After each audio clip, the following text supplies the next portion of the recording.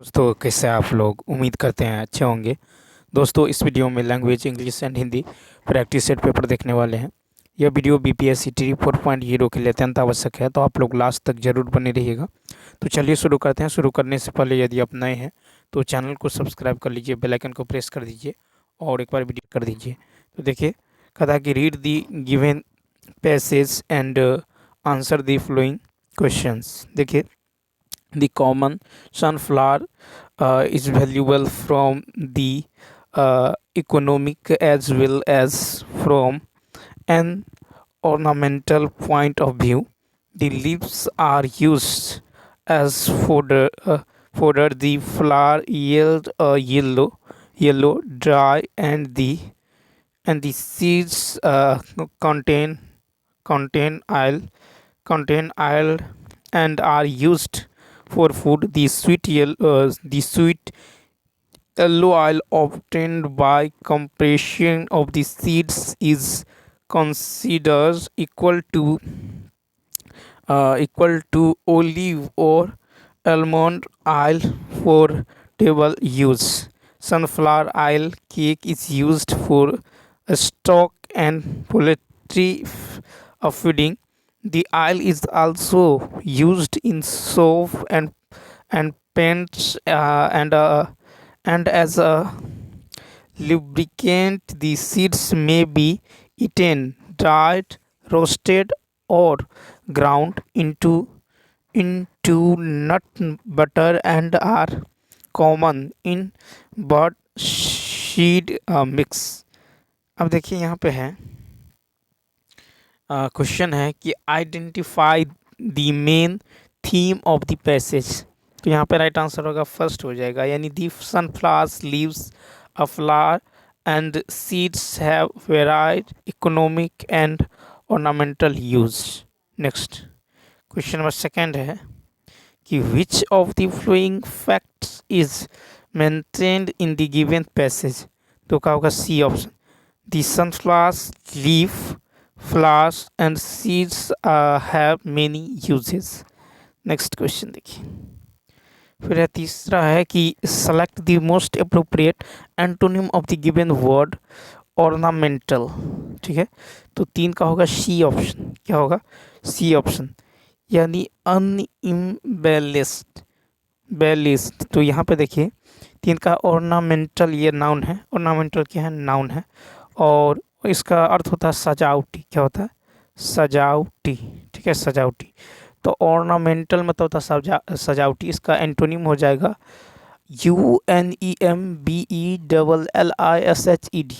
ठीक है, इसका अर्थ क्या होता है, तो यहाँ का होगा अनइम्बेलिस्ड, मतलब होता है आपको अलंकृत। क्या होता है, अलंकृत होता है। ठीक है, तो यहाँ पे याद रखना है अलंकृत, अलंकृत।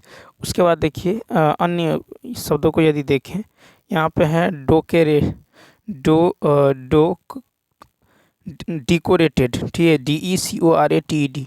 डिकोरेटेड मतलब होता है आपको विभूषित। क्या होता है, विभूषित।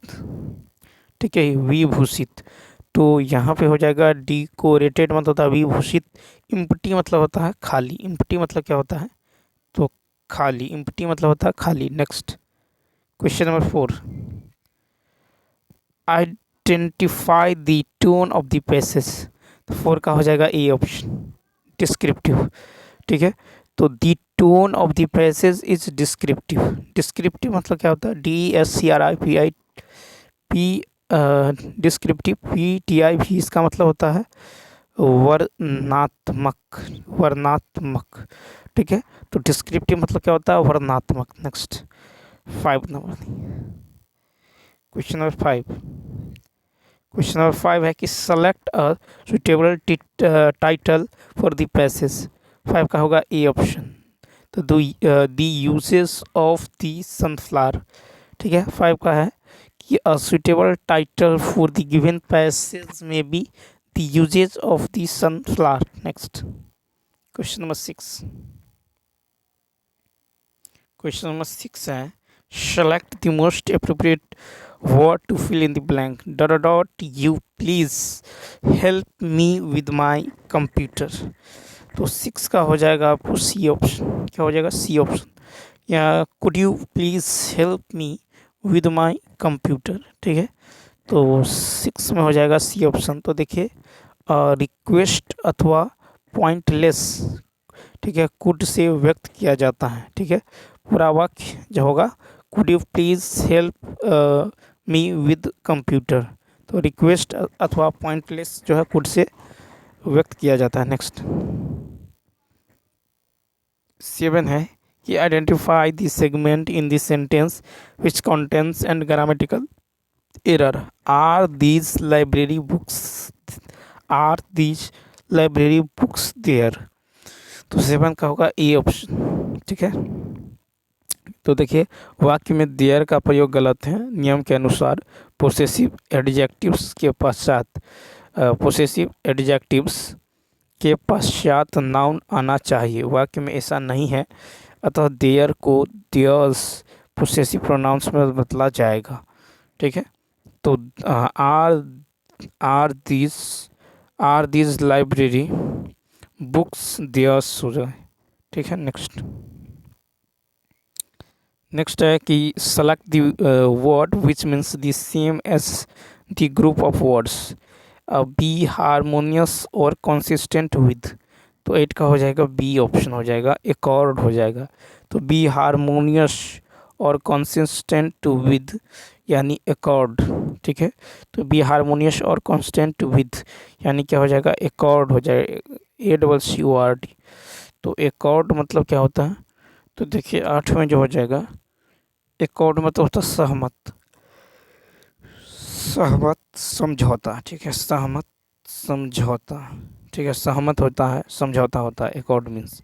उसके बाद देखिए रिकॉर्ड मतलब होता है लिपिबद्ध, क्या होता है लिपिबद्ध। ठीक है, लिपिबद्ध विवरण। ठीक है, कॉर्डन मतलब होता है घेरा, कॉर्डन मतलब होता है घेरा। ठीक है, कॉर्डन मतलब क्या होता है घेरा होता है।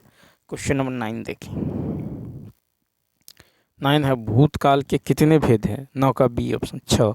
तो भूतकाल के 6 भेद हैं, भूतकाल के 6 भेद है। सामान्य भूतकाल, आसन्न भूतकाल, पूर्ण भूतकाल, अपूर्ण भूतकाल, संदिग्ध भूतकाल, हेतु मध्य भूतकाल।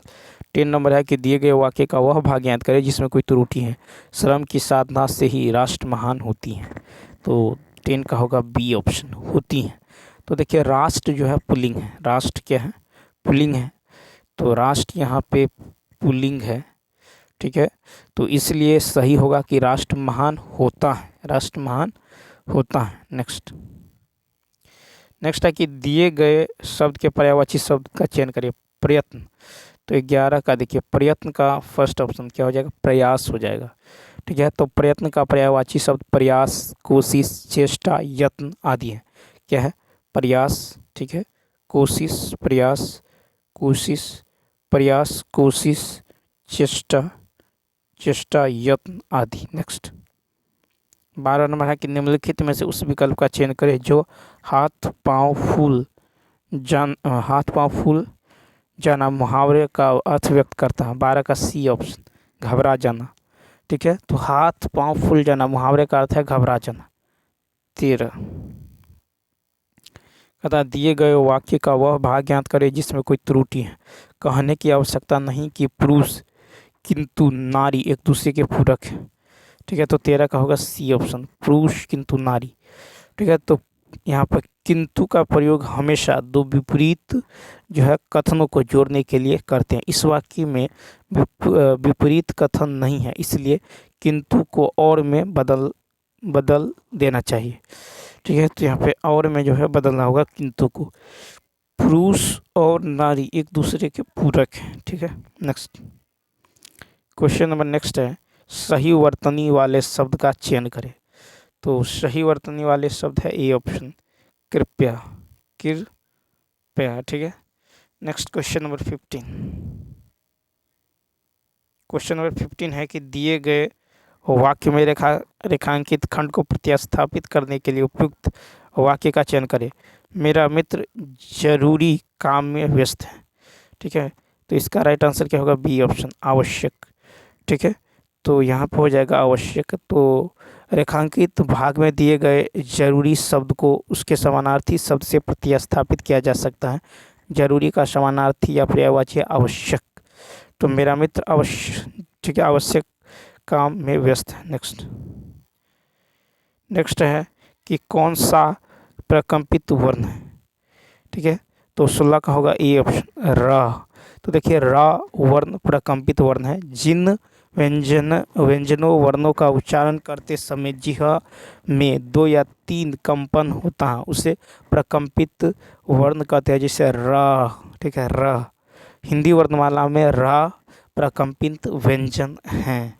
नेक्स्ट कहता है कि दिए गए वाक्यांश के लिए एक शब्द दीजिए। तो 17 का क्या होने वाला है, ए ऑप्शन शरणागत। ठीक है, तो देखिए शरणागत का अर्थ है शरण में आया हुआ। ठीक है, आगत का अर्थ होता है आया हुआ। गोपनीय का अर्थ होता है जिसे गुप्त रखा जाए। ठीक है, तो ए ऑप्शन होगा। नेक्स्ट क्वेश्चन है सही वर्तनी वाले शब्द का चयन करें। 18 का होगा बी ऑप्शन हंस वाहिनी। ठीक है, हंस वाहिनी यानी सरस्वती सही वर्तनी वाले शब्द है। हंस वा हर्षी का 9 दीर्घ हंस वाहिनी। नेक्स्ट है 19 नंबर कि वह दिल्ली से आया है। वह दिल्ली से खाली स्थान आया है। तो 19 का होगा ए ऑप्शन यानी वह दिल्ली से आज आया है। ठीक है, क्या होगा, वह दिल्ली से आज आया है। अब देखिए क्वेश्चन नंबर 20। क्वेश्चन नंबर 20 की बात करें तो 20 है कि दिए गए शब्द के पर्यायवाची शब्द का चयन करें। समता। तो 20 का होगा बी ऑप्शन बराबरी। तो समता का पर्यायवाची शब्द बराबर, समान आदि। ठीक है, नेक्स्ट है कि दिए गए शब्द का विलोम सजीव। तो इसका विलोम होगा निर्जीव। ठीक है, तो सजीव का विलोम निर्जीव है। नेक्स्ट देखिए यहाँ पे पैसेज है कि हमारे देश भारतवर्ष में शोषक और शोषित वर्ग का संघर्ष आज भी जारी है। इन दोनों वर्गों में संघर्ष में भ्रष्टाचार का जन्म लेना स्वाभाविक है। देश की पूंजीवादी व्यवस्था में साधारण जनता बुरी तरह से पीसती जा रही है। विकास के समस्त साधन पूंजीपतियों के हाथ में कैद हैं। ठीक है, साधन विपत्रता एवं आर्थिक संकट ने मध्यम वर्ग एवं निम्न वर्ग को पराजित कर दिया है। देश का कर्मठ, ईमानदार, बुद्धिजीवी एवं सर्वहार और मेहनत की कमाई करके भी 2 टूक की रोटी जुटा सकने में असमर्थ है। देश का सारा सरकारी तंत्र जो है स्वास्थ्य लिप्सों के हाथ में फंस चुका है। ठीक है, नौकरशाही निरंकुश होकर भ्रष्टाचार में लिप्त हो गई है। शासन व्यवस्था से जुड़ा हर आदमी स्वस्थ केंद्रित हो गया है।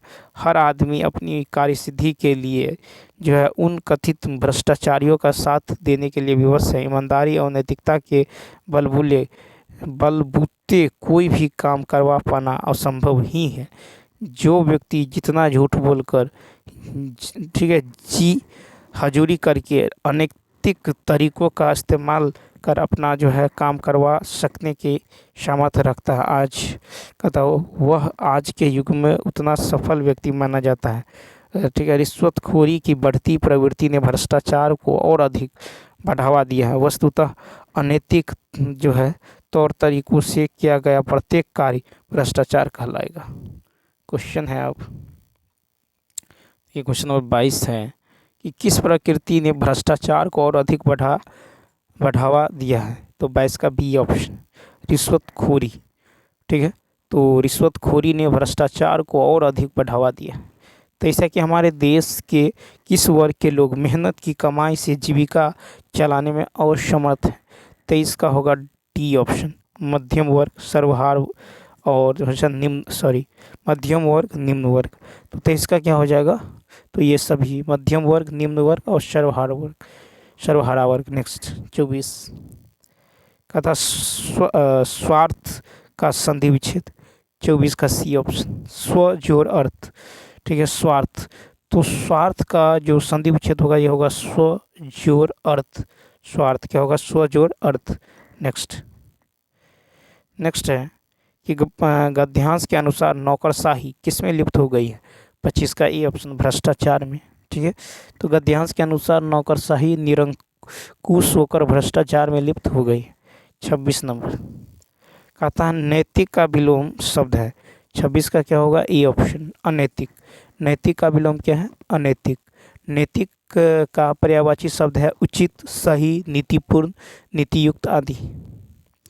अब नेक्स्ट पैसेज है कि अंत में मैंने कहा भाइयों, हम अपनी प्राथमिक पाठशाला में इससे भी अधिक काम कर सकते हैं, इतना काम कर सकते हैं कि वर्तमान प्राथमिक शिक्षा का रूप ही बदल जाए, कायापलट ही हो जाए। लेकिन बात यह है कि इसके लिए काम करने वालों की ज़रूरत है। दुनिया की जो सूरत आज है वह पहले नहीं थी। सूरत बदलने का यह काम मनुष्य ने ही किया है। न आवश्यकता है कि लगन की, प्रखर आत्मविश्वास, अखंड एक निष्ठा की। यह जरूरी नहीं कि अंग्रेजी पढ़े लिखे लोग ही अच्छे प्रयोग कर सकें। यह तो थोथी बात है कि जब आदमी कुछ करना ही चाहता तब ऐसी ही बहाना बनाता है। सच्ची चीज़ तो दिल की लगन है।